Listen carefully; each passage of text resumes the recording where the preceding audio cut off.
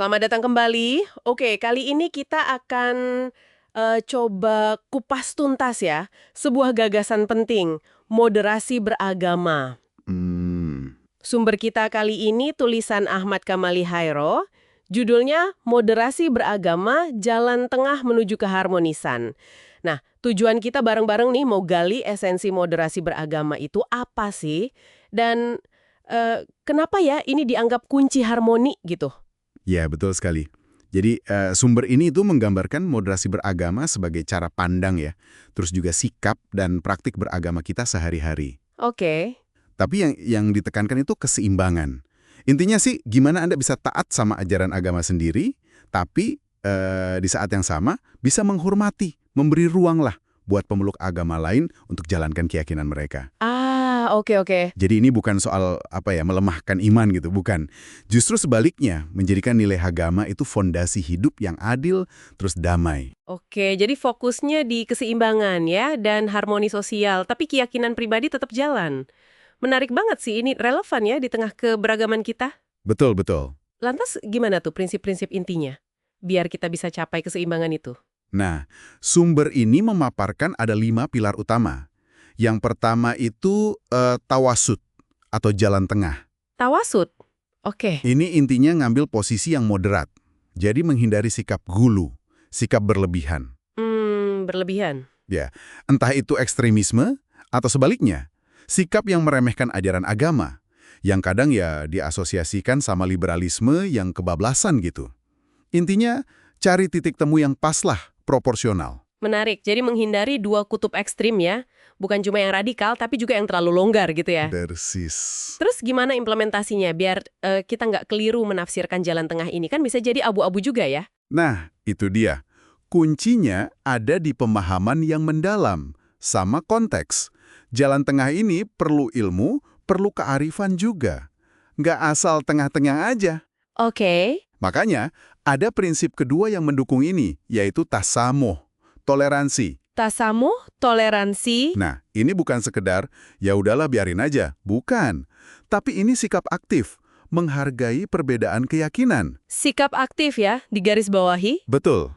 Anda nggak harus setuju loh sama keyakinan lain, tapi wajib memberi ruang aman buat tiap orang ibadah sesuai keyakinannya.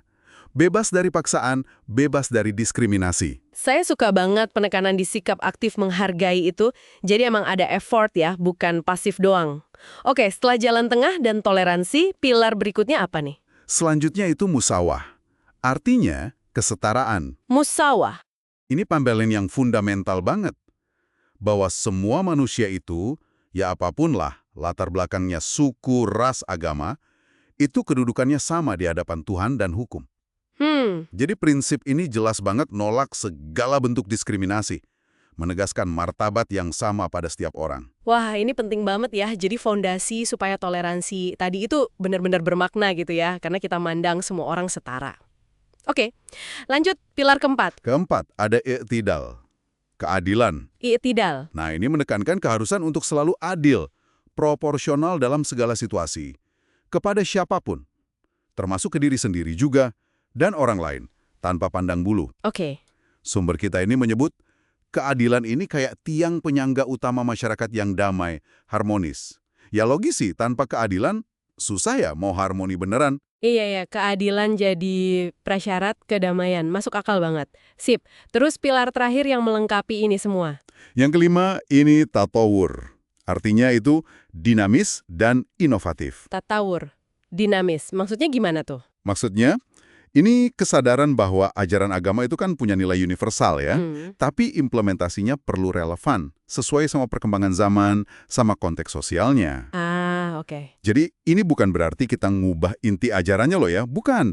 Tapi lebih ke mendorong pemikiran kritis, kreatif, gimana caranya menjawab tantangan-tantangan zaman sekarang ini. Tapi tetap berpijak pada nilai-nilai luhur agama itu sendiri. Paham.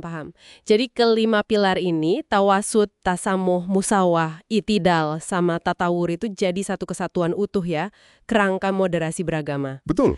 Terus gimana kelima hal ini secara praktis gitu bisa berkontribusi buat kehidupan Anda sehari-hari dan buat masyarakat luas? Nah, dengan menerapkan kelimanya ini, moderasi beragama itu jadi semacam perekat sosial lah kalau kata sumbernya. Perekat sosial.